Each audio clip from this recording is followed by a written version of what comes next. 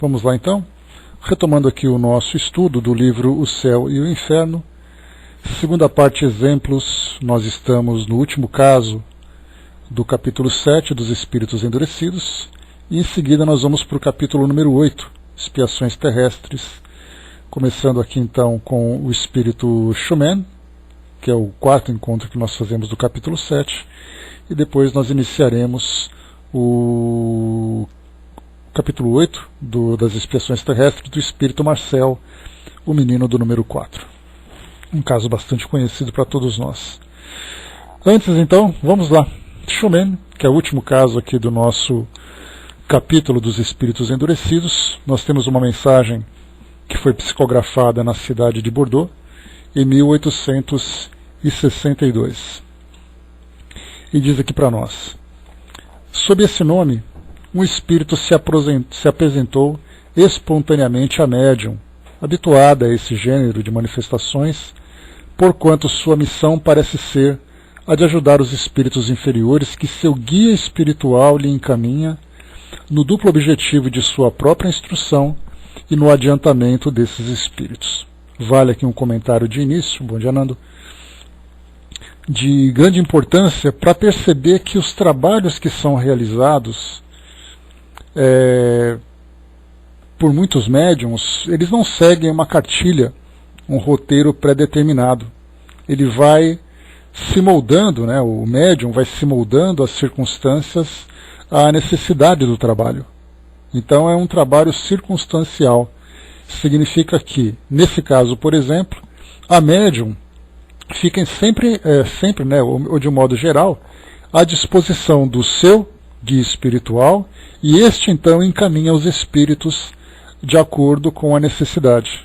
Então são manifestações espontâneas, e isso aqui é importante a gente relevar, porque de um modo geral os trabalhos que são feitos na atualidade também são feitos de um modo espontâneo. Porém, também havia o trabalho de evocações. Então nós tínhamos as evocações e as manifestações espontâneas. Nos tempos atuais, pelo menos nas reuniões que são de trabalhos mediúnicos genéricos, todos os espíritos se manifestam espontaneamente. São raros aqueles casos em que são feitas as evocações. No caso de grupos mais específicos, trabalhando já com espíritos que já são conhecidos, espíritos já que foram determinados para trabalhar com aquele grupo, então eles chamam pelo nome.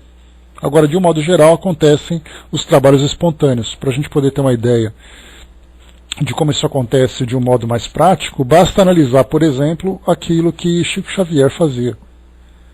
Então apareciam ali os seus familiares, preenchiam ali os seus formulários por uma questão de organização do trabalho, mas o espírito poderia ou não se manifestar. E isso vinha de uma forma natural. E, inclusive, né, o próprio Chico deixava aquela mensagem, aquela expressão que ele utilizou, que o telefone toca de lá para cá. E isso, naturalmente, para acalmar tantos daqueles corações, né, que iam em busca de mensagens consoladoras. Então o Chico disse que não dependia dele trazer os espíritos, né, para as reuniões da qual ele participava, mas os espíritos se manifestavam de acordo com as condições em que eles se encontravam. Né? Bom dia, Sandra, bom dia, Dudu, bom dia, Deise. Então, nesse caso, nós temos aqui, né, uma característica de um trabalho feito nesse grupo mediúnico, em que a médium sempre ficava à disposição. E é isso que nós encontramos também, por exemplo, lá no trabalho do Chico. Ele ficava então à disposição dos espíritos, havia aquela organização no grupo espiritual que coordenava aquele trabalho, e eles iam então encaminhando os espíritos para as comunicações, respeitando ali uma determinada organização. Então tudo acontecendo espontaneamente. Então esse detalhe inicial foi interessante exatamente para chamar a nossa atenção sobre as formas como os vários grupos mediúnicos trabalham. Aqui nós temos, nesse caso, né, um desses exemplos, mas nós podemos encontrar tantos outros exemplos por aí. Assim como também, né, no caso aqui, por exemplo, né, ajudar os espíritos inferiores. Poderíamos ter ali mensagens de esclarecimento, poderíamos ter mensagens familiares. Essa médium trabalha dessa forma com esses espíritos. Pergunta então que foi feita, né? Lembrando mais uma vez que não foi na sociedade, obviamente, que essa comunicação chegou, foi lá em Bordeaux. Então, Kardec somente reproduziu aqui aquilo que foi trazido. Quem sois? Esse nome é de um homem ou de mulher? Homem, e tão infeliz quanto possível. Sofro todos os tormentos do inferno. Pergunta: se o inferno não existe, como podeis passar pelos seus tormentos? Pergunta inútil. Lembrando aqui que nós estamos lidando com espíritos endurecidos. Consequentemente, respostas secas, respostas endurecidas. Se eu compreendo isso, pergunta, outros podem ter necessidade de explicações. Então, na verdade, o que ele está com a resposta que a médium, esse comentário que a médium fez, foi exatamente para dizer para o espírito que para ele isso pode parecer óbvio, mas para aqueles que estão aprendendo sobre a doutrina espírita, que estavam aprendendo naquela época, assim como tantos outros procuram aprender na atualidade, nem todas as perguntas que parecem óbvias são claras para aqueles que estão aprendendo. Até porque nós temos tantos e tantos dogmas que acabaram deixando registrado na nossa mente uma determinada realidade do plano espiritual, que hoje a doutrina espírita faz esse trabalho de transformação, quebrando muito desses dogmas, trazendo novos esclarecimentos.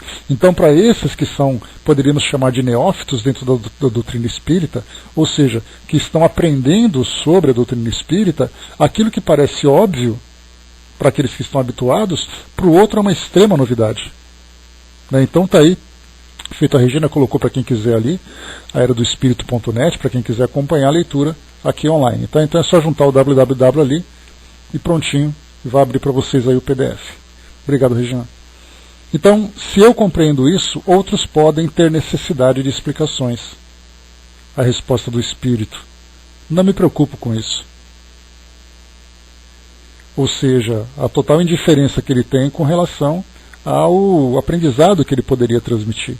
Mas, na verdade, ele foi levado pelos Espíritos para essa comunicação para o seu próprio esclarecimento. Não significa que ele vá de boa vontade. Das tantas comunicações que nós estudamos, eu vou até fazer um trabalho, já deixar para vocês aqui uma ideia agendada. Assim que nós terminarmos o estudo aqui do nosso livro Céu e Inferno, nesse capítulo 8, que nós vamos entrar das expiações terrestres, eu vou trazer para vocês aqui aquela relação de várias comunicações, de várias psicografias que eu tenho aqui, que foi recebida por uma prima minha, e ali nós veremos espíritos de todos os graus de conhecimento e ao mesmo tempo também de todos os tipos de personalidade. Então nós vamos fazer uma leitura corrida, não vai ser um estudo de cada psicografia, é só para trazer para vocês mesmo a ideia, assim, mais para não para curiosidade, mas para nossa instrução. Porque nós temos aqui esse espírito que é indiferente, nós temos vários outros espíritos que estão ali levados contra a vontade, são rebeldes. Algumas delas nós já estudamos aqui há bastante tempo, mas nós vamos fazer assim uma leitura corrida, uma coletânea assim, de várias psicografias, para nós entendermos ali de que modo que os espíritos se manifestam. Tá bom? Então me lembrem isso quando a gente acabar aqui, caso eu esqueça. Então ele não se preocupa com esse esclarecimento. Pergunta: o egoísmo não está entre as causas dos vossos sofrimentos? Resposta: talvez. Se quereis ser aliviado, começai repudiando vossas más inclinações. Não te inquietes com isso, não é obrigação tua. Começa rogando por mim como pelos outros. Depois veremos. Então ele já vê aqui também a resposta bastante seca. Se não me ajudardes com o vosso arrependimento, a prece será pouco eficaz. Se tu falas em lugar de orar, pouco me farás avançar. Ou seja, se você ficar falando muito e não rezar, isso não vai adiantar muita coisa. E ao mesmo tempo ela diz exatamente isso, que a prece é pouco eficaz se o espírito não se sensibiliza com ela. Dudu colocou: é importante saber a comunicação de cada espírito traz para nós relatos importantes para o nosso aprendizado, sim. É muito interessante isso mesmo. Então a gente vai trazer para nós aqui aquela relação, vai ser bastante instrutivo. Eu gosto muito daquelas psicografias. Deve ter mais ou menos talvez umas 50, 60, 70 psicografias. A gente obviamente vai ler aquelas que são mais interessantes, né? E dali a gente vai conseguir construir um panorama do plano espiritual muito semelhante à realidade que nós temos aqui no mundo físico. Pessoas mal-humoradas, pessoas mal-educadas, pessoas generosas, outros que têm medo, né? E assim nós vamos encontrar ali várias características de espíritos. Continua aqui para nós então. Então desejais avançar? Talvez, não sei. Vejamos se a prece alivia o sofrimento. É essencial. Então, juntai-vos a mim desejando firmemente obter alívio, pois seja, sem interrupção. Feito então aqui a prece, né, após a prece do médium, estáis satisfeito? Não como queria.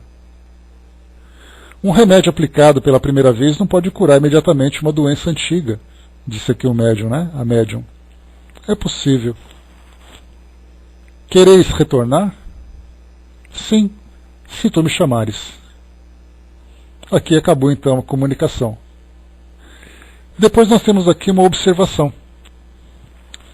O guia da médium, trazendo para nós aqui as várias, né, o comentário aqui sobre a situação que foi vivenciada. Diz assim para nós: minha filha, terás dificuldade com este espírito endurecido, mas não haveria nenhum mérito em salvar aqueles que não estão perdidos. Coragem. Persevera e terás êxito. Não há espíritos tão culpados que não se possam recuperar pela persuasão e o exemplo, porque os espíritos mais perversos, com o tempo, acabam se emendando. Se não se consegue imediatamente conduzi-lo, deixa eu ver aqui rapidamente, se não se consegue imediatamente conduzi-los para os bons sentimentos, o que muitas vezes é impossível, o trabalho que se teve não está perdido. As ideias que se lançaram neles os agitam e os fazem refletir, mesmo contra a sua vontade. São sementes que cedo ou tarde darão seus frutos. Não se derruba uma rocha com o primeiro golpe de picareta.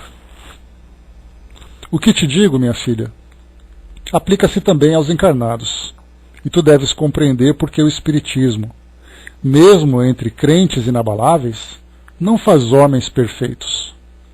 A crença é o primeiro passo. A fé vem a seguir, e a transformação virá por sua vez. Porém, para muitos será preciso virem e se retemperar no mundo dos espíritos. Aqui, antes da gente continuar, bom dia, Elcio, antes da gente continuar, um comentário bastante interessante, né, que até mesmo entre os encarnados e até mesmo entre os espíritas, não significa que nós encontraremos ali o paraíso na Terra. Pelo contrário, nós temos ali espíritos em aprendizado que começam no primeiro estágio, que é inicialmente a crença, ou seja, acreditar nessa realidade dos espíritos. E nós encontramos, por exemplo, espíritas que têm ali um conhecimento aprofundado sobre a teoria doutrinária. Conhece todos os livros, conhece toda a história, conhece ali onde estão as citações. Nós vemos a mesma coisa também entre mesmo aqueles que vivenciam outras religiões, como evangélicos, católicos, que demonstram um conhecimento profundo sobre a base filosófica daquelas religiões. Conhecem a Bíblia de trás para frente, de frente para trás, sabem as citações, conhecem a história, mas não são pessoas generosas. A mesma coisa não acontece, por exemplo, no próprio islamismo, pessoas que conhecem o Alcorão e mesmo assim praticam aquelas atrocidades. Então, o primeiro passo, a crença. Estamos começando a entender o que acontece no plano espiritual.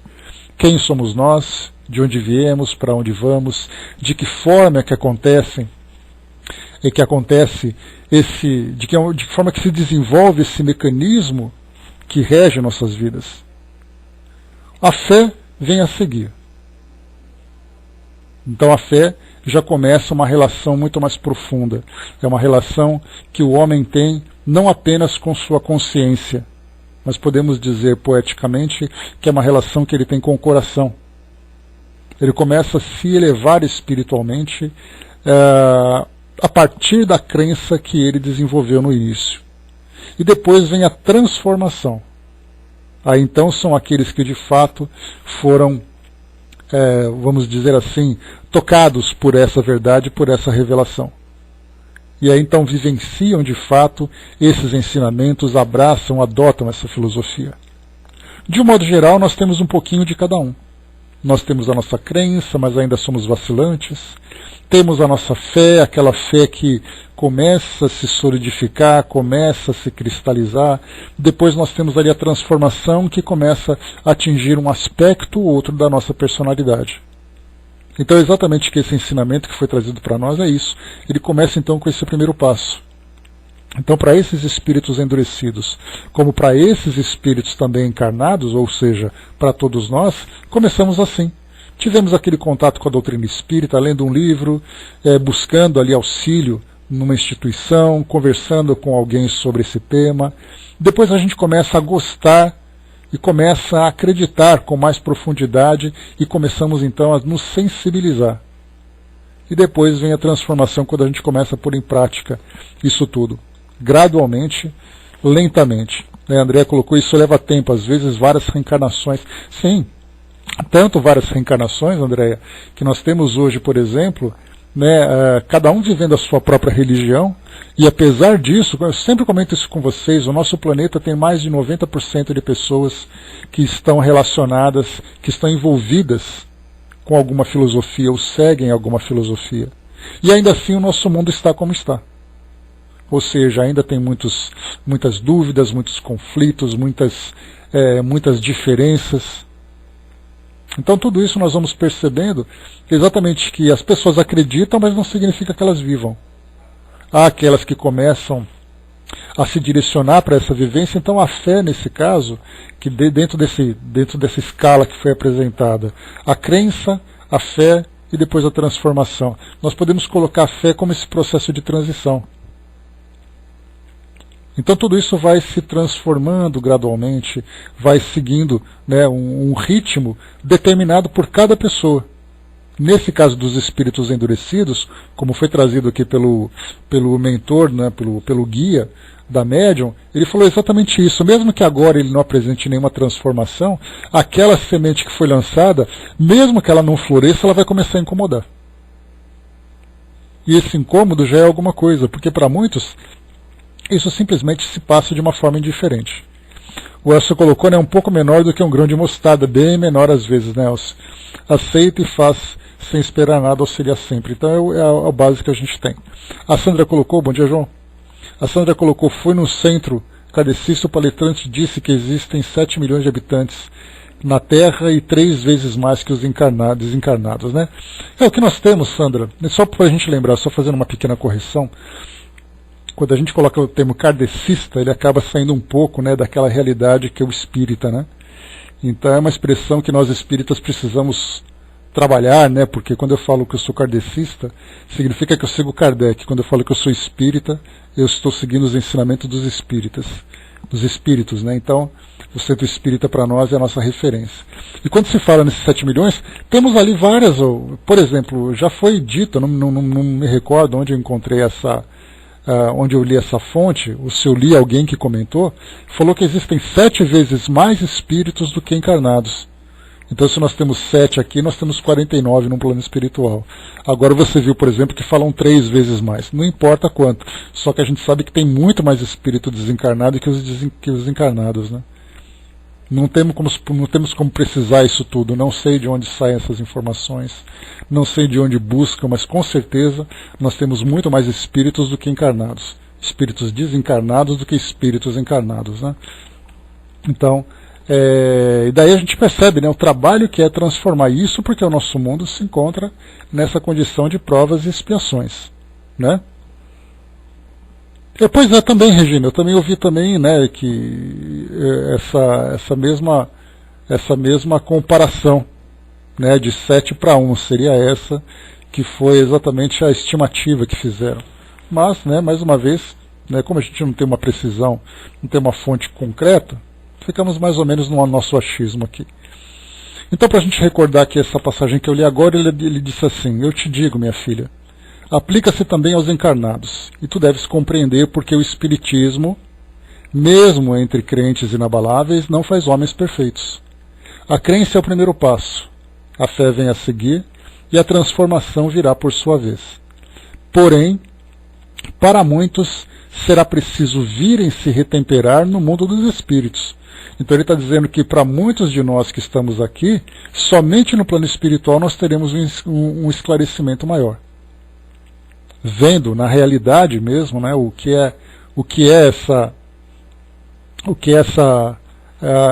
que significa essas novas revelações que são apresentadas, mostrando que não basta apenas acreditar, mas que quando chega no mundo espiritual, vai exatamente colher os frutos daquilo que foi semeado. Então nós temos aqueles espíritas, né, que dão aquela carteirada no plano espiritual, mas eu era espírita, eu vivi durante 30 anos, 50 anos, 70 anos, eu li tudo sobre doutrina espírita, mas em compensação, né, vi as marcas, né, da sua consciência, a sua condição fluídica, mostra que ele é um espírito ainda comum ou até mesmo um espírito inferior. Como acontece da mesma forma também com outros indivíduos de outras tantas religiões. Chegam no plano espiritual como espíritos sofredores, e sendo sofredores, mesmo com o conhecimento que tem, já mostra a sua condição moral. E aí faz aquela diferenciação do que é uma evolução intelectual, o que é uma elevação moral. E continua para nós. Entre os endurecidos, existem apenas espíritos perversos e maus. É grande o número daqueles que, sem procurar fazer o mal, continuam atrasados por causa do orgulho, indiferença ou apatia. Eles não são menos infelizes por isso, porque sofrem tanto mais pela sua inércia, quando não têm, por compensação, as distrações do mundo. A perspectiva do infinito toma sua situação intolerável. No entanto, eles não têm a força nem a vontade de sair dela. Esses espíritos são aqueles que, quando encarnados, levam existências ociosas, inúteis para si mesmos e para os outros, e que muitas vezes acabam se suicidando sem motivos sérios por desgosto da vida. De um ponto de vista geral, esses espíritos são mais difíceis de se conduzir para o bem do que aqueles que são claramente maus, porque nesses últimos existe energia. Uma vez esclarecidos, eles são tão entusiastas pelo bem quanto foram pelo mal. Aos outros, certamente, serão necessárias muitas existências para progredirem de uma forma apreciável. Porém, pouco a pouco, vencidos pelo tédio, como outros pelo sofrimento, eles buscarão uma distração em uma ocupação qualquer que para eles se transformará mais tarde em uma necessidade. Eu cheguei a comentar com vocês sobre essa passagem exatamente que nós vemos agora nesse parágrafo, e eu atribuía isso a São Luís. Mas na verdade nós temos aqui que foi o guia dessa médium que trouxe esse esclarecimento. Que eu sempre comento para vocês, que é muito mais fácil trabalhar com o espírito mau, que traz dentro de si aquela carga energética negativa para criar esse mal, do que para um espírito apático. Aquele que não tem energia nenhuma, aquele que não tem motivação, não tem vontade nenhuma. Vou ler de novo para a gente poder reforçar essa ideia. E isso vale também para nós que estamos encarnados.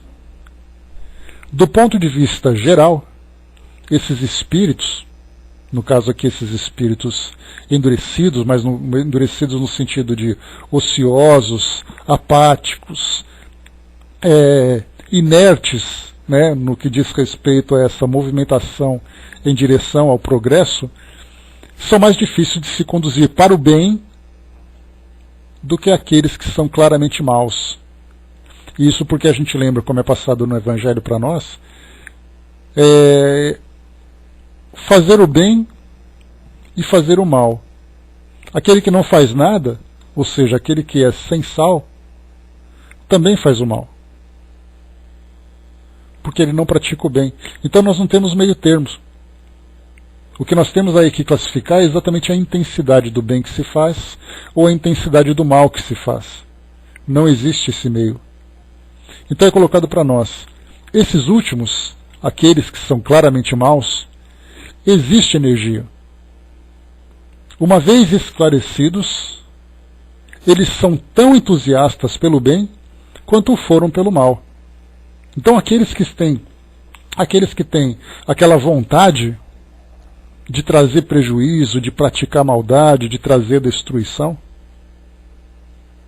ele está cheio de vontade de fazer isso.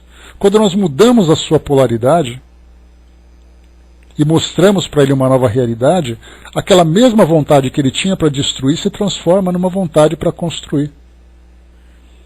Nós vemos isso, por exemplo, numa situação interessante, quando, por exemplo, dentro do nosso meio ambiente, nós temos caçadores.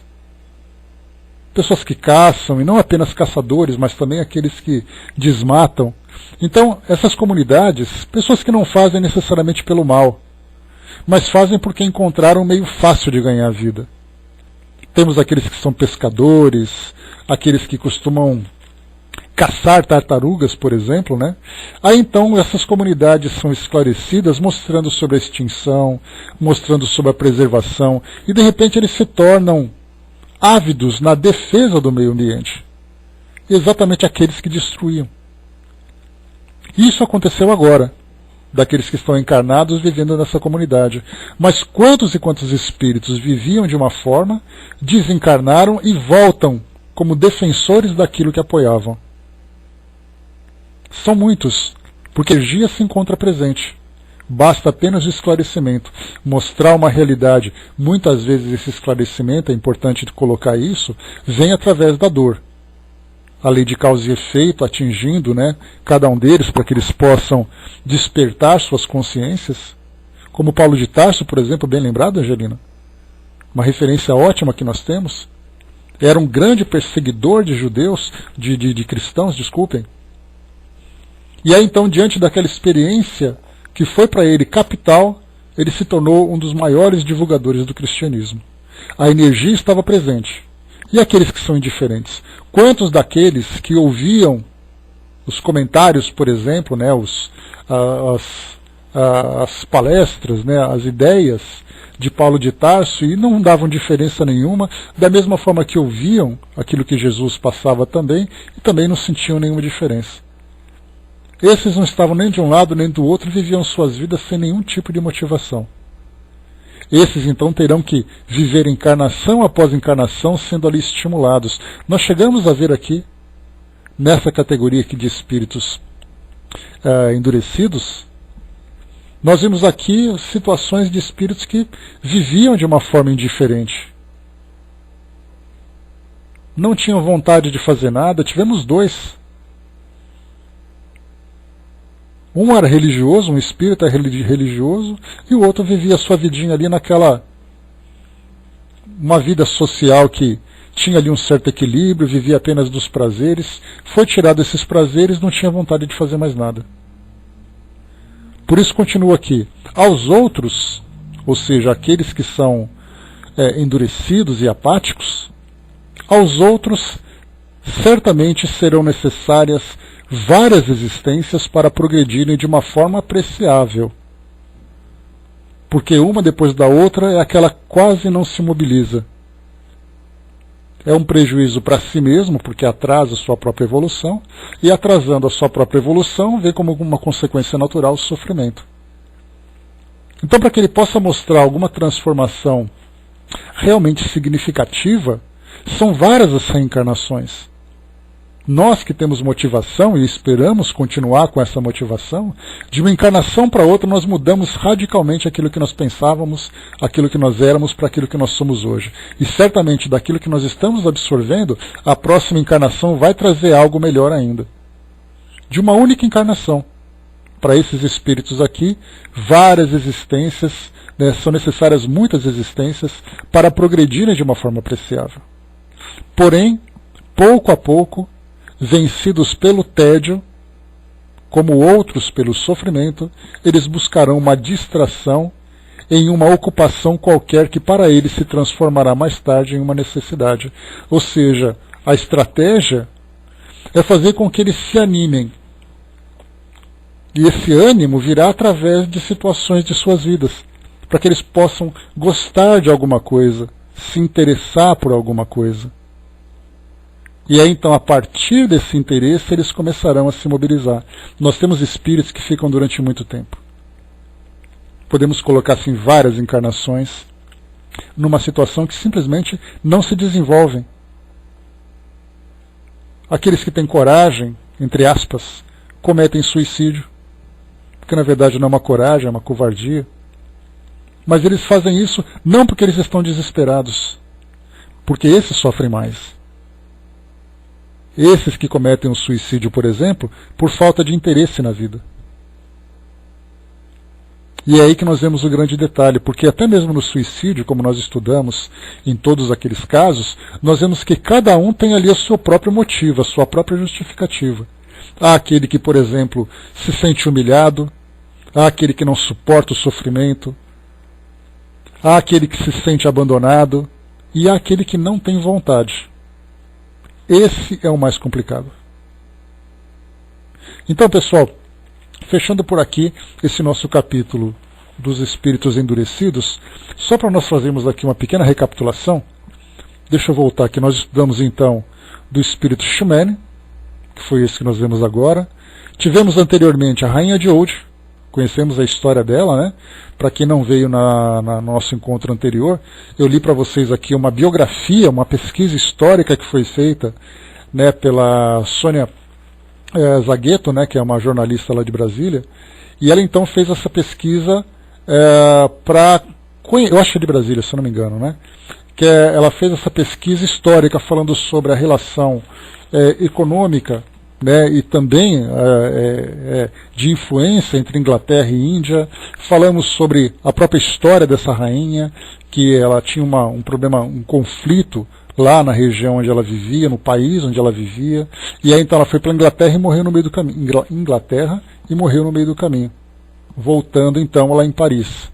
E aí então Kardec, sempre ali atento a tudo aquilo que acontecia à sua volta, né, nos temas de interesse para as investigações que a doutrina espírita poderia realizar, ele então fez a evocação desse espírito. E tivemos ali um aprendizado muito interessante com ela. Depois disso, ou melhor, antes disso, tivemos aqui também o espírito, deixa eu ver aqui rapidamente, um espírito entediado, foi esse que nós vimos anteriormente, né? O espírito entediado, como o próprio nome fala para nós, já mostra a sua condição e a dificuldade que seria trabalhar com esse espírito. Depois, antes dele também, nós tivemos aqui o espírito Angel, nulidade sobre a Terra. Então, esses dois que nós vemos por coincidência na sequência, e conseguimos estudar esses dois casos aqui no nosso estudo, tanto Angel como esse outro espírito, um espírito entediado, os dois mostravam para nós exatamente essa situação. O espírito sem vontade de fazer absolutamente nada. Vivia sua vida sem nenhuma produtividade. Então, esse foi aqui o grande aprendizado que nós tivemos. E nós encontramos hoje isso também. Pessoas que passam por situações muito depressivas. É que aqui, acho que naquela época, né, a gente lembra que a ciência, especialmente a medicina naquela época, não trazia diagnósticos precisos, né, sobre determinadas doenças, né? Tanto, né, nós lembramos que a própria idiotia, cretinismo, eram termos que eram utilizados para espíritos que tinham ali, né, uma limitação intelectual. Então, a depressão era algo que não era necessariamente estudado. Viam pessoas que tinham aquela vida assim, falavam que era frescura, inventavam outro tipo de doença e tudo mais, mas se nós pegarmos, e nós vamos ler, que eu vou trazer para vocês aqui naquelas psicografias, teremos ali espíritos que cometeram suicídio por causa de depressão. Dá para a gente imaginar a realidade desse espírito no plano espiritual, Né? Por exemplo, a melancolia, naquele caso, era uma das expressões que eram utilizadas, né? Que os espíritos falavam que era aquela saudade de alguma coisa, aquele sentimento melancólico, e não a depressão. Então eles chamavam realmente de melancolia. Então, nesse caso, nós teremos nessas psicografias, alguns espíritos que cometeram suicídio por causa de depressão. Então, o espírito que comete o suicídio por não ter vontade de viver, o que esses espíritos terapeutas que trabalham no plano espiritual podem fazer para motivá-lo a valorizarem a vida que tem? Muitas encarnações que são trabalhadas para que eles possam se elevar. Né? Bom dia, Lorde. Muito bem, pessoal, vamos lá. Partindo então para o nosso próximo item, nós estamos aqui agora, capítulo número 8, Expiações Terrestres. A gente lembra que esses aqui, né, tinha que estar colocando na próxima, quero ser índio, e olha que vai ter trabalho, viu, porque os índios do Brasil hoje estão ocupados, muita preocupação. Então aqui no nosso próximo capítulo, nas expiações terrestres, como o próprio nome fala para nós, e esse é um capítulo muito bacana de se estudar, porque mostra expiações terrestres, são aqueles espíritos que vieram nessa encarnação, né, que foi registrada para nós aqui, ou nessas encarnações, vivenciar as expiações. Pode parecer simples, óbvio, mas vamos entender. Nós temos então, conforme os espíritos fazem para nós, as nossas existências dirigidas por 3 tipos de experiências, não necessariamente isoladas. O espírito pode vir para realizar uma prova, e a prova significa teste de caráter. Importante a gente classificar isso, assim como a prova da escola é um teste de conhecimento. Então nós seremos submetidos a experiências que vão testar exatamente a nossa força moral. E ao mesmo tempo sendo submetidos à lei de causa e efeito. Porque se fracassa na prova, pode provocar uma consequência negativa que deverá ser expiada. Essa expiação nada mais é do que viver uma situação dolorosa consequente de um erro para o aprendizado do espírito. Ele vai aprender através da dor. E depois nós temos também a missão. É o espírito que vem com um compromisso, com uma tarefa dirigida a si próprio, ao grupo de onde ele pertence, e também a uma coletividade.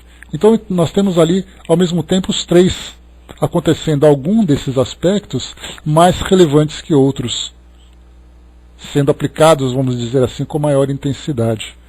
Então, nesse caso das expiações terrestres, nós conheceremos as experiências de espíritos que vieram expiar. E aí então nós vamos observar exatamente o resultado dessas expiações. Eles vieram para passar por uma experiência dolorosa de resgate. E aí então depois no final, o resgate foi bem feito. Esses espíritos podem ser classificados como aqueles que conseguiram cumprir a tarefa com que se comprometeram para esse aprendizado através da dor. Veremos aqui vários tipos de experiências dolorosas, vários tipos de condutas ou comportamentos diante dessas experiências, e depois veremos os resultados. Isso é importante porque vai fazer com que nós também analisemos nossas vidas. Não temos as nossas expiações físicas, expiações morais, expiações sociais, expiações afetivas. Muitas vezes ter que viver um relacionamento difícil faz parte de uma expiação e de um resgate. Veremos aqui então. O primeiro caso que nós temos, Marcel, o menino do número 4. Vamos lá então. Em um hospício da província aqui, nota de rodapé, é o interior de um país, por oposição à capital. Exatamente, né, Zé? Espiar com X, não espiar com S. Porque muito espírito vem espiar aqui e volta sem construir absolutamente nada. Outros vêm espiar e saem como vencedores, né? Isso aí. Em um hospício da província estava um menino, de 8 a 10 anos mais ou menos, em um estado difícil de se descrever. Ele era designado apenas como o número 4. Completamente constrangido, fosse pela deformidade natural, fosse em consequência da doença, suas pernas deformadas, tocavam o pescoço. Sua magreza era tão grande que a pele se rasgava sobre o relevo dos ossos. É o que a gente chama de escaras, né, na atualidade. Então dá para imaginar esse garotinho de 8 a 10 anos, com uma atrofia nas pernas que ficavam dobradas encostando no pescoço, e ele magrinho, com escaras e a pele toda machucada. Seu corpo era uma chaga só, e seus sofrimentos atrozes. Ele pertencia a uma pobre família israelita, e essa triste situação durava há 4 anos. Sua inteligência era notável para a sua idade. Sua meiguice, sua paciência e sua resignação eram edificantes. O médico do setor em que o menino se encontrava, cheio de compaixão por esse pobre ser, de certa forma abandonado porque não parecia que seus parentes viessem vê-lo muitas vezes, interessou-se por ele e gostava de conversar com o menino, seduzido por sua inteligência precoce. Não só o tratava com bondade, como quando suas ocupações lhe permitiam, vinha ler para ele e se admirava da exatidão do seu julgamento sobre as coisas que pareciam acima de sua idade. Um dia o menino disse: Doutor, tem de bondade de me dar novamente pílulas como as últimas que me receitastes? E por que isso, meu menino? Disse o médico, já te dei as suficientes, e receio que uma quantidade maior te faça mal. É que sofro de tal forma, respondeu o menino, que embora me esforce para não gritar, e peça a Deus que me dê forças para não me lamentar, a fim de não incomodar os outros doentes que estão ao meu lado, muitas vezes tenho muita dificuldade em me controlar. Essas pílulas me adormecem, e pelo menos durante esse tempo não perturbo ninguém. Essas palavras são suficientes para mostrar o quanto era elevada a alma daquele corpo disforme, a alma que aquele corpo disforme encerrava. Onde esse menino havia aurido semelhantes sentimentos? Não podia ser no meio onde fora educado, e além disso, na idade em que ele começou a sofrer, ainda não podia compreender nenhum raciocínio, porquanto eles eram inatos. Mas então, com tão nobres instintos, por que Deus o condenava a uma vida tão miserável e tão dolorosa, admitindo-se que Deus tivesse criado essa alma ao mesmo tempo que esse corpo, instrumento de tão cruéis sofrimentos? Aqui Kardec faz uma colocação baseada na crença da criação da alma simultânea do corpo, como geralmente acontece, né, nas filosofias tradicionais. Não temos a ideia da pré-existência da alma que tenha vivido anteriormente outras experiências que serão consequências. Então até mesmo nós lembramos, por exemplo, em 1971, no programa Pinga Fogo, Chico Xavier então sendo sabatinado, né, por vários entrevistadores, vamos chamar assim, onde nós tínhamos ali espíritas, jornalistas, né? E foi feita uma pergunta então sobre, me recordo claramente, era um pastor de uma igreja evangélica daquela época, e nós lembramos que o pensamento evangélico de 1971 é muito diferente do pensamento evangélico de hoje. Algumas coisas mudaram, né? Algumas ideias se transformaram, como por exemplo a própria ideia de Adão e Eva. Hoje são feitas outras interpretações, pelo menos aquelas que já evoluíram um pouco nesse pensamento, né?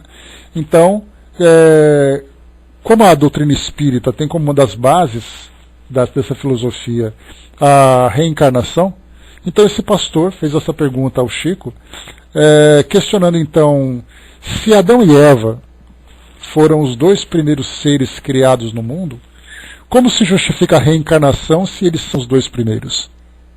Parecia uma pergunta simples para nós hoje, até uma pergunta um tanto infantil, dada essa interpretação, que já não se faz mais nesse sentido.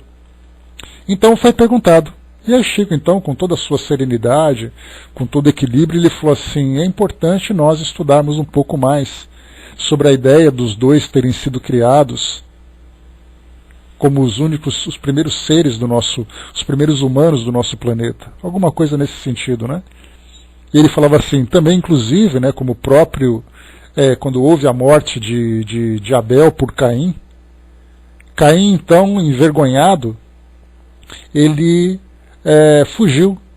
E aí então, na cidade de Nod, ele se casou e teve filhos. Então, quando ele apresentou essa ideia, já mostrava que a Bíblia trazia para nós muito mais figuras de linguagem para serem interpretadas do que uma afirmação. Mas ele continuou. E ele falou assim, é importante lembrar também que muitas vezes nós encontramos crianças, por exemplo, que nascem com doenças congênitas, com cegueiras, com deformidades físicas, com cânceres. Basta nós visitarmos aqui em São Paulo, por exemplo, o Hospital Infantil do Câncer. Então, quando ele apresentou isso assim, né, por que Deus então faria com que essas crianças nascessem com essa doença? Esse foi então o argumento que ele utilizou para mostrar exatamente que se nós não tivermos o entendimento da reencarnação como chave para desvendar essas situações, ou nós acreditamos que a natureza comete as suas falhas deliberadamente, atingindo esse ou aquele. Se nós não acreditarmos numa força superior, então nós vamos dizer assim, a natureza pode falhar. A natureza não é perfeita. Mas aí então nós perguntamos, por que a natureza errou com esse e não com aquele? Aí nós começamos a entrar num campo moral que demandaria ali um debate interessante.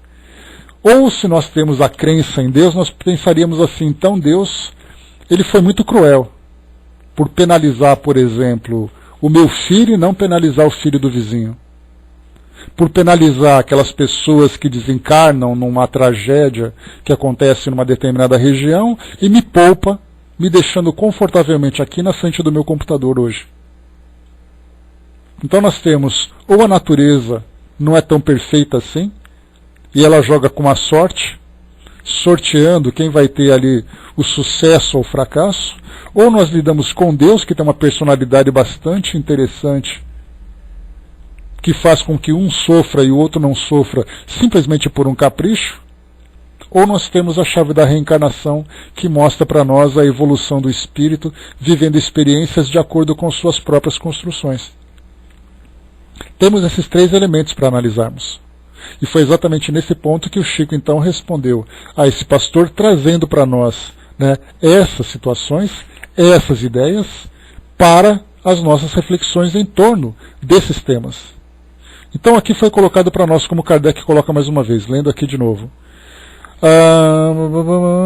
Mas então, com tão nobres instintos, por que Deus o condenava a uma vida tão miserável e tão dolorosa? Admitindo-se que Deus tivesse criado essa alma ao mesmo tempo que o corpo, então admitindo-se isso, de acordo com a teoria das religiões tradicionais, instrumento de tão cruéis sofrimentos. Ou é preciso negar a bondade de Deus, ou é preciso admitir uma causa anterior, isto é, a pré-existência da alma e a pluralidade das existências. Então exatamente ali os três pontos que nós vimos agora. Esse menino morreu, e seus últimos pensamentos foram para Deus, e para o médico caridoso que tivera piedade dele. Algum tempo depois, ele foi evocado na Sociedade de Paris, onde deu isto em 1863, a seguinte comunicação.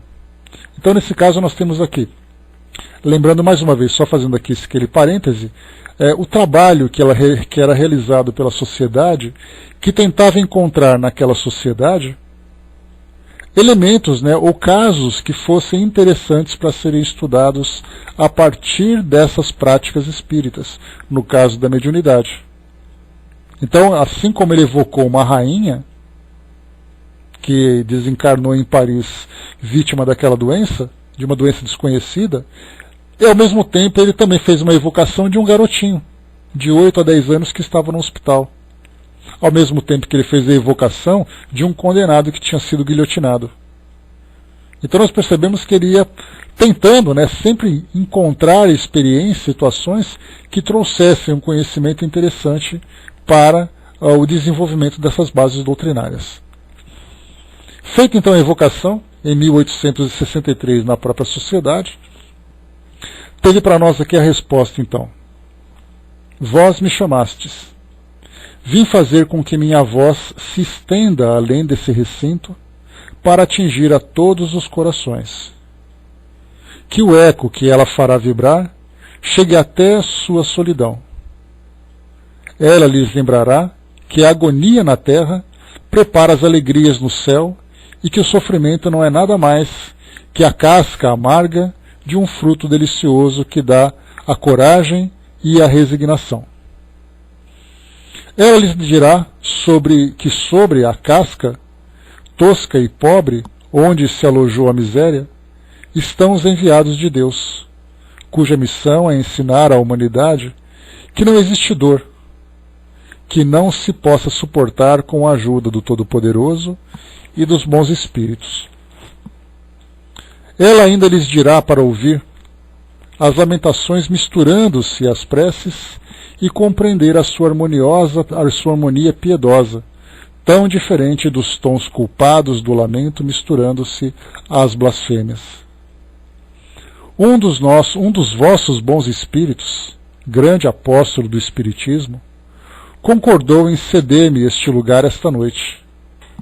Aqui nesse caso tem uma nota de rodapé, que traz para nós aqui falando de Santo Agostinho, pelo médium com o qual comunica-se habitualmente na sociedade. Então Santo Agostinho teve aqui então, né, a generosidade de ceder o espaço para que Marcel pudesse se comunicar. Um dos vossos bons espíritos, grande apóstolo do Espiritismo, concordou em ceder-me este lugar esta noite. Também devo vos dizer, por minha vez, algumas palavras sobre o progresso da vossa doutrina. Ela deve ajudar na sua missão aqueles que encarnam entre vós para aprenderem a sofrer. O Espiritismo será o pilar indicador. Eles terão o exemplo e a palavra, e então os lamentos serão transformados em gritos de alegria e em lágrimas de contentamento. Essa aqui então foi a apresentação, foi a introdução, né, dessa comunicação. Agora vem aqui a entrevista propriamente dita. Parece, de acordo com o que acabais de dizer, que vosso sofrimento não eram a expiação de faltas anteriores. Eles não eram uma expiação direta, porém ficais certos de que toda dor tem sua causa justa. Aquele que conhecestes tão miserável foi belo, importante, rico e lisonjeado. Eu tinha aduladores e cortesãos. Fui fútil e orgulhoso. Outrora fui bem culpado. Reneguei Deus e fiz o mal ao meu próximo, mas expiei cruelmente.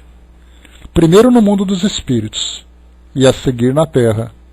Aqui a gente faz uma pausa, lembrando, né, dos vários casos em que, quando nós falamos sobre expiações terrestres, em que o espírito vem aqui resgatar, né, um débito moral que ele mesmo contraiu em suas existências anteriores, entre uma encarnação e outra nós temos a erraticidade, aquela condição em que o espírito fica no plano espiritual desde a sua chegada, desencarnando na sua existência anterior, até a reencarnação, iniciando uma nova programação.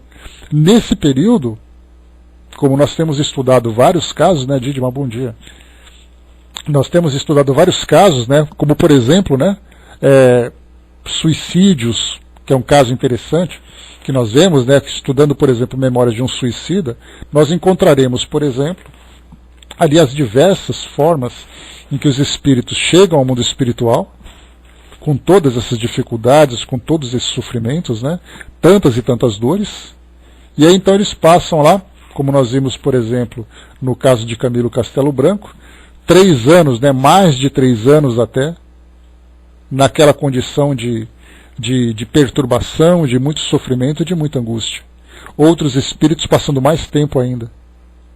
Então o que nós encontramos, né, de uma forma muito interessante, é exatamente esse período em que o espírito sofre. Nesse caso, por exemplo, ele descreveu aquilo que nós encontramos, por exemplo, né, em alguns casos, de um espírito vivendo futilidade, vivendo riqueza, vivendo ali aquela vida de sucesso aparente, chegando no mundo espiritual, já que provocando aquele mal, como ele mesmo descreveu, chega no plano espiritual então, e acaba sofrendo aquele período inicial. Então ele falou que ele sofreu de duas formas: no plano espiritual, passando por aquela fase de perturbação que deve ter sido bastante intensa.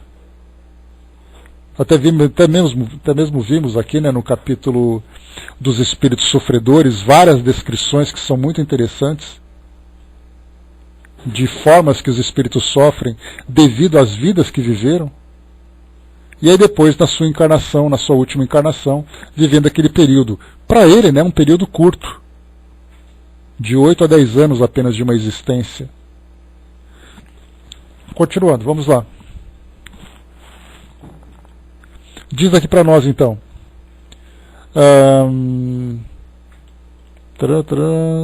Tá, então ele coloca para nós, né? Eu tinha aduladores e cortesãos, fui fútil e orgulhoso.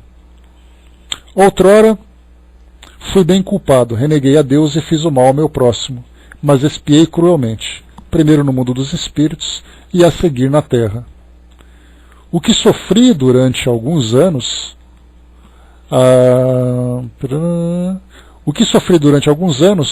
somente nessa última e muito curta existência eu padeci durante uma vida inteira, até o fim da velhice. Por meu arrependimento obtive perdão diante do Senhor, que teve a bondade de me confiar várias missões, das quais a última vos é conhecida. Eu a solicitei para terminar minha depuração. Olha que interessante aqui, que ele coloca para nós. Ele diz então aqui: o que sofri durante alguns anos, só nessa última e muito curta existência, eu padeci durante uma vida inteira, até o fim da velhice. Então ele coloca que na encarnação anterior, ele passou uma existência inteira, até chegar numa idade avançada, com essa condição de sofrimento. E nessa última encarnação foi aquele restinho que faltava. Então vemos ali várias encarnações, né, nessas duas encarnações, com tanto sofrimento, somado também aquilo que ele viveu no mundo espiritual, para chegar nessa condição demonstrando essa sabedoria.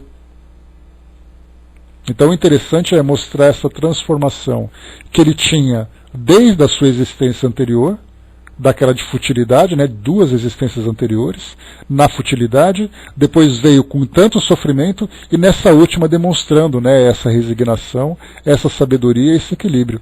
Então não foi fácil, não foi de graça também que essa transformação aconteceu. Adeus, meus amigos. Tomarei a vir algumas vezes entre vós. Minha missão é a de consolar, e não a de instruir. Mas existem tantos aqui cujos tormentos estão ocultos, que eles ficarão contentes com a minha vinda. Marcel, é assim que ele assina. Depois nós temos aqui então instrução do Guia do Médium, trazendo para nós aqui mais esclarecimentos agora, né, a partir dessa perspectiva mais elevada, né, de instrução. Pobre pequeno ser sofredor, fraco, ulceroso e disforme. Né, ulceroso, né, exatamente aquilo que eu comentei com vocês, das tantas escaras que ele desenvolveu devido à sua condição física. Quantos gemidos fazia ouvir nesse asilo de miséria e de lágrimas? E apesar de sua pouca idade, como era resignado, e quanto sua alma já compreendia o objetivo dos sofrimentos. Ele percebia que além do túmulo esperava uma recompensa por tantos queixumes abafados. Assim sendo, como ele orava por aqueles que, como ele, não tinham a coragem de suportar seus males, por aqueles, principalmente, que lançavam blasfêmias ao céu em vez de preces. Se sua agonia foi longa, a hora da morte não foi terrível. Os membros convulsionados, sem dúvida, se contorciam e mostravam aos assistentes um corpo deformado se revoltando contra a morte. A lei da carne, que quer viver apesar de tudo, mas um anjo planava por cima do leito do moribundo e cicatrizava seu coração. Depois levou sobre suas asas brancas essa alma tão bela que se evadia desse corpo disforme, pronunciando essas palavras: glória vos seja dada, ó Deus. E essa alma subiu feliz para o Todo-Poderoso e exclamou: eis-me aqui, Senhor. Vós me destes por missão ensinar a sofrer. Suportei dignamente a prova? E agora, o espírito do pobre menino retornou às suas proporções. Ele plana no espaço, indo do fraco ao pequeno e dizendo a todos: esperança e coragem. Liberto de toda a matéria e de toda a mácula, ele está perto de vós, e vos fala não mais com sua voz sofredora e queixosa, mas em tons vigorosos. Ele vos diz: aqueles que me viram contemplaram um menino que não se queixava.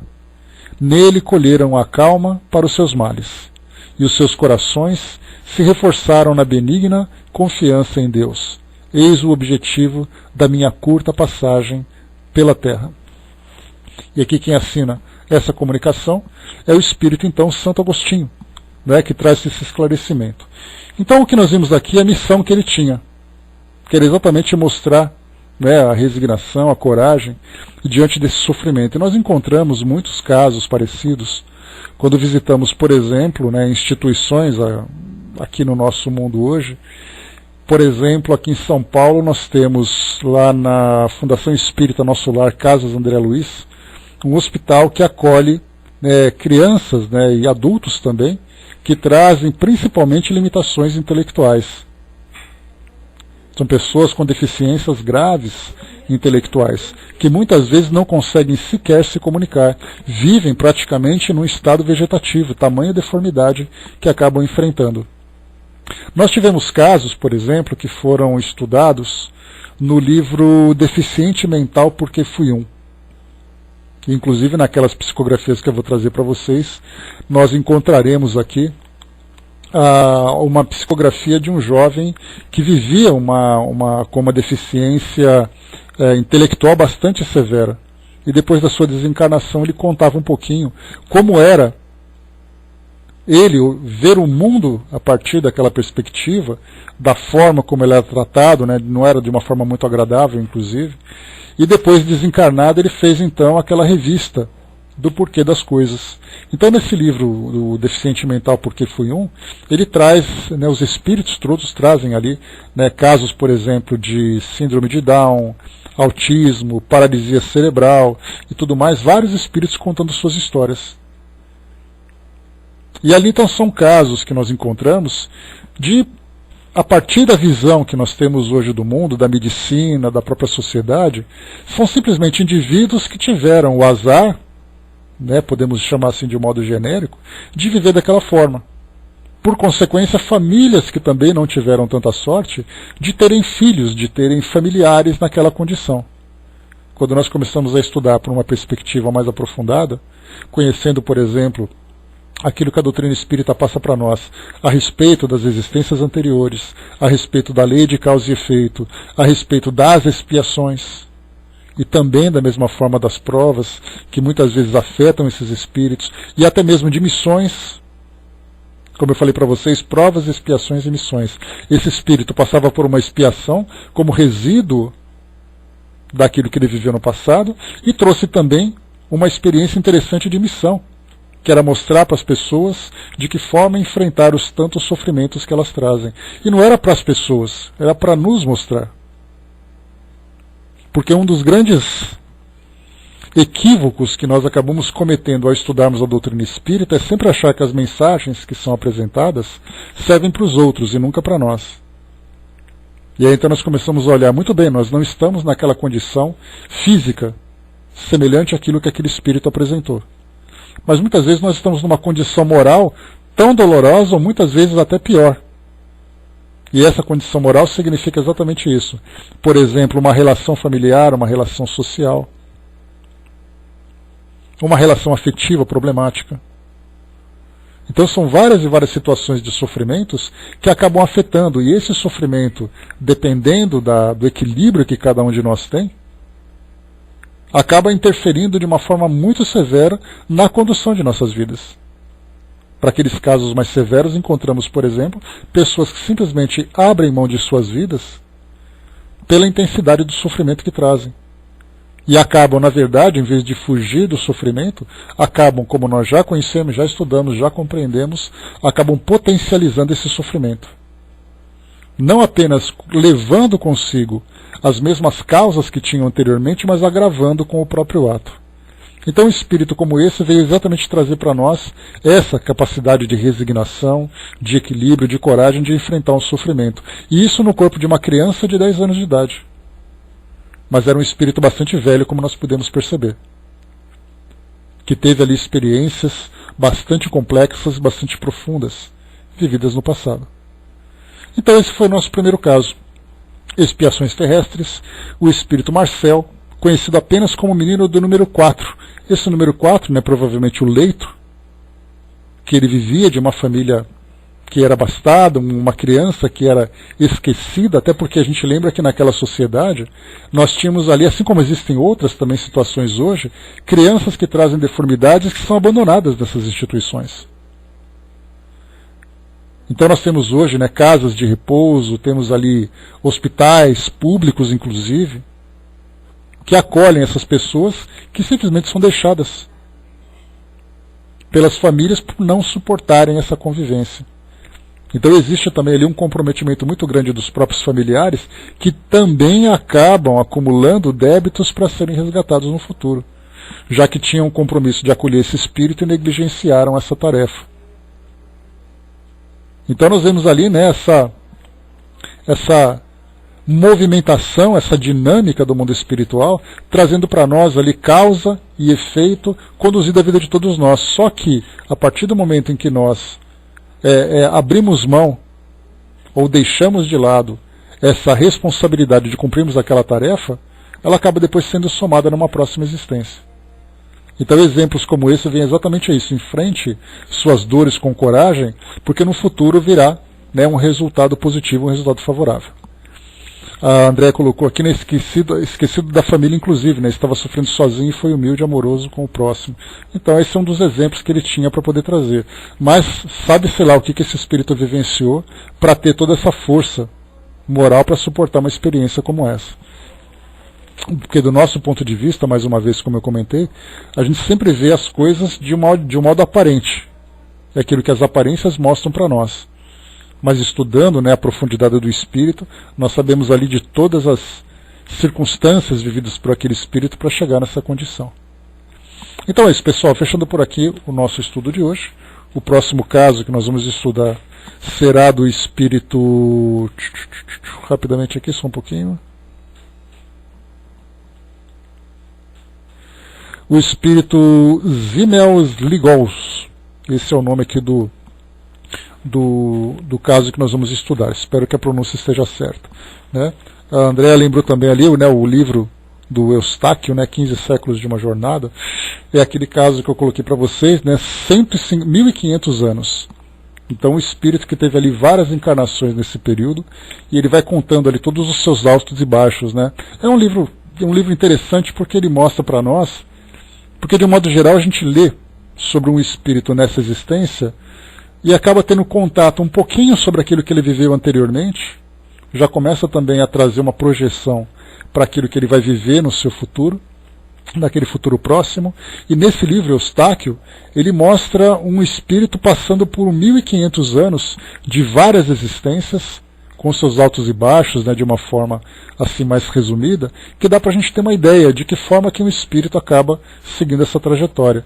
Nós tivemos outro caso também interessante, do próprio Emmanuel, que desde lá atrás, há 2.000 anos, e depois outros livros que foram contando sua trajetória, também mostram, mas aí nós falamos de Emmanuel, que já é um espírito também que já tem ali uma elevação, uma vivência que vai muito além de um espírito comum.